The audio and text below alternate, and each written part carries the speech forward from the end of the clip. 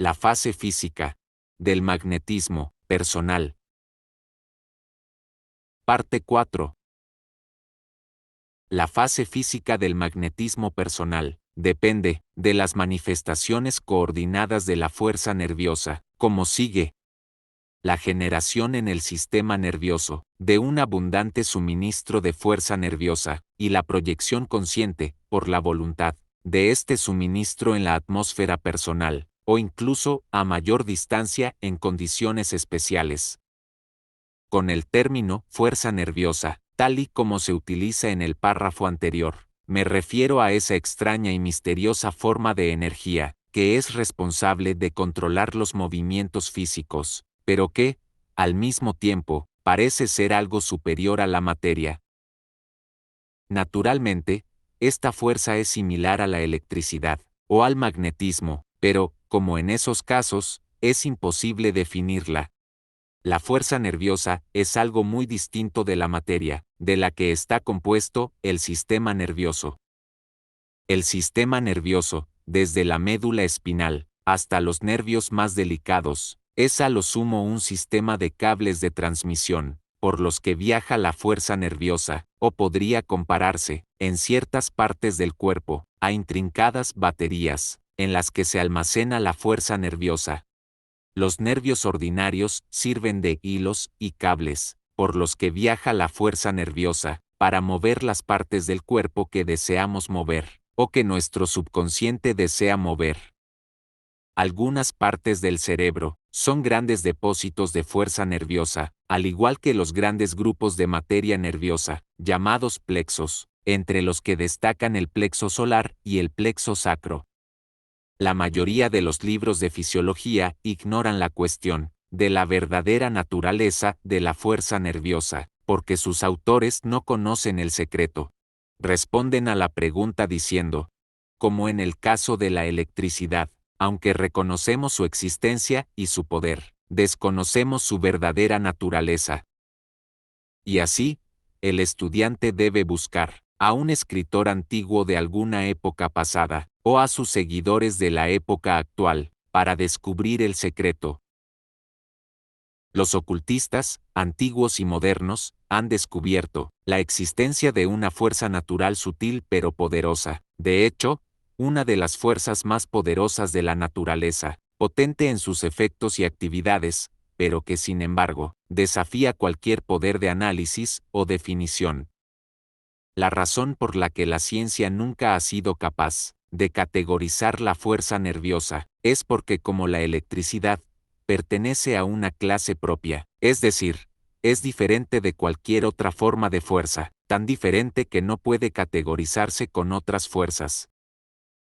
En algunos casos, la ciencia la ha categorizado como un tipo de secreción de la materia nerviosa, pero se trata de un error similar al del filósofo materialista, que intentó definir la mente como una secreción del cerebro, del mismo modo que la bilis es una secreción del hígado, etc. Tales intentos de definición solo generan una sonrisa en el rostro del sabio. Los ocultistas, por su parte, aunque no intentan definir esta fuerza nerviosa, reconociendo que pertenece a una clase propia, han descubierto, sin embargo, la fuente de su origen, y desde entonces, nos han proporcionado valiosa información sobre su utilización. Ellos, los ocultistas, han denominado esta fuerza de diferentes maneras, tales como fuerza vital, energía vital, fluido vital, magnetismo vital, entre otros, y en el caso de los orientales, se ha utilizado el término prana, o energía akasa. Sin embargo, a pesar de todos estos nombres diferentes, los ocultistas siempre se han referido a una misma cosa, a saber, la fuerza nerviosa. El término fuerza nerviosa, utilizado en este libro, se emplea simplemente porque esta energía se encuentra especialmente en el sistema nervioso, y no por mera opinión sobre la posibilidad de su existencia. De hecho, como pronto verás, esta fuerza se origina en una fuente más elemental, y mucho más elevada que el sistema nervioso. La vieja escuela materialista de fisiología ha intentado durante mucho tiempo demostrar que la fuerza nerviosa, al igual que el cuerpo material, deriva de los alimentos que ingerimos, y que por tanto, se produce por la combustión química de los alimentos. Sin embargo, esto solo es cierto en parte. Si bien es cierto que existe una cierta cantidad de fuerza nerviosa en los alimentos frescos, almacenada durante la vida de la planta o del animal, del que el alimento formó parte en otro tiempo, y si bien es cierto que una cierta cantidad de esta fuerza nerviosa es asimilada por el organismo de la persona que consume el alimento, sobre todo si el alimento es fresco, la cantidad de fuerza así absorbida es comparativamente pequeña, hasta el punto de ser insuficiente para que el organismo del individuo funcione normalmente. Además, incluso esta pequeña cantidad no se deriva de la combustión química de los alimentos. La combustión química de los alimentos tiene como resultado el calentamiento del cuerpo, pero nunca la creación de fuerza nerviosa. La verdadera fuente de la fuerza nerviosa es la misma que la electricidad, es decir, el éter universal, que llena el espacio. Al igual que la electricidad, esta fuerza solo está disponible para las necesidades humanas, cuando existe algún tipo de asociación entre ambas. La atmósfera está cargada de fuerza nerviosa, que es drenada y absorbida por el sistema nervioso, así como almacenada en sus grandes depósitos, desde donde la energía fluye de nuevo a través de los nervios, para satisfacer las necesidades físicas y mentales del individuo. Pero se preguntarán, ¿cómo absorbe el cuerpo la fuerza nerviosa universal, y a través de qué canal? La respuesta es sencilla: en la vida humana, animal y vegetal, la fuerza nerviosa se absorbe a través del aire. En otras palabras, el proceso de respiración, en sus formas superiores e inferiores, no solo es responsable de extraer oxígeno y otros elementos del aire, sino también, al mismo tiempo, de extraer la fuerza nerviosa universal. Cuando se comprenda esto, será más fácil comprender por qué la vida perece rápidamente cuando se interrumpe la respiración.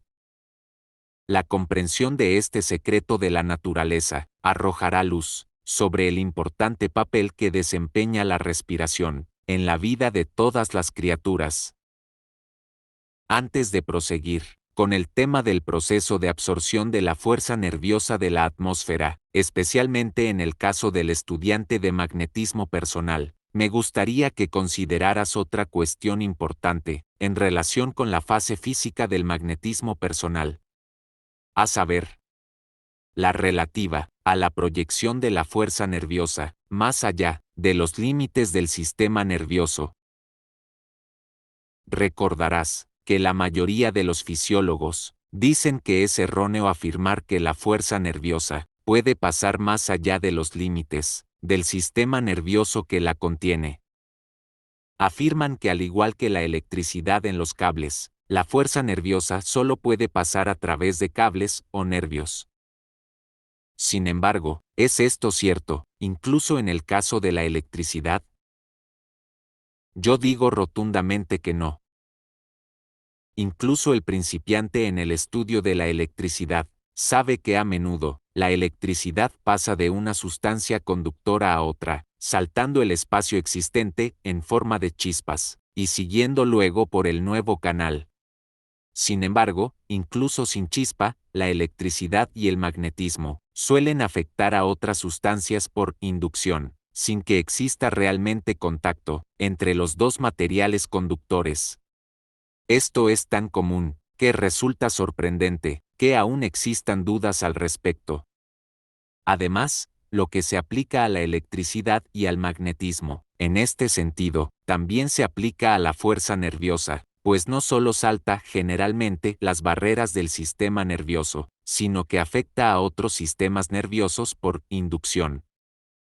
No solo el fenómeno del magnetismo personal es una prueba de esta transmisión de fuerza nerviosa, sino que el fenómeno conocido como magnetismo humano, con respecto a la curación magnética, es otra prueba. Una prueba, por cierto, que puede ser obtenida por cualquier individuo, por medio de experimentos. Además, la experiencia de cada individuo ofrece un amplio y generoso testimonio del hecho de que ciertas personas, que desbordan fuerza nerviosa, irradian energía de tal manera que es perceptible para aquellos que tocan sus manos, o que se acercan a ellos. Estas personas irradian salud y vigor, y tienen un efecto positivo en aquellos con los que entran en contacto. Del mismo modo, se observa una falta de fuerza nerviosa en quienes van por ahí absorbiendo inconscientemente la fuerza nerviosa de los demás, y en casos extremos, se convierten en vampiros, que chupan la fuerza vital de quienes les rodean. ¿Quién de nosotros no se ha topado alguna vez con esta clase de personas, notando lo deprimido y débil que se ha vuelto, después de estar en compañía de una de ellas? En este caso, la mayoría de la gente no necesita más pruebas que las que le ha dado su propia experiencia. Pero, si la fuerza nerviosa es inherente al éter universal y puede obtenerse de la atmósfera, ¿por qué todas las personas no absorben esta energía por igual? La respuesta es que los hábitos de vida de los individuos difieren, así como algunos son físicamente fuertes y robustos, y otros débiles y delicados. De la misma manera, un individuo es fuerte en fuerza nerviosa, y el otro deficiente. Además, un cambio en los hábitos de vida provocará inevitablemente un cambio en la cantidad de fuerza nerviosa absorbida y retenida por él. De hecho, uno de los propósitos de este libro es enseñarle cómo aumentar la fuerza nerviosa dentro de su cuerpo. Sin embargo, aunque el objetivo es aumentar su magnetismo personal, también descubrirá que su salud y vigor mejorarán. Así como la cantidad de fuerza nerviosa está determinada por los hábitos de vida de un individuo, también es cierto que éste puede, mediante el ejercicio, energetizar su sistema nervioso y aumentar considerablemente el grado de actividad de su fuerza nerviosa, y como consecuencia, hacerla más accesible a sus necesidades. No se trata solo de asegurar un suministro abundante de fuerza nerviosa, sino sobre todo de hacerla activa, de modo que esté fácilmente disponible para las necesidades cotidianas. Fin de la parte 4. Fin de la fase física.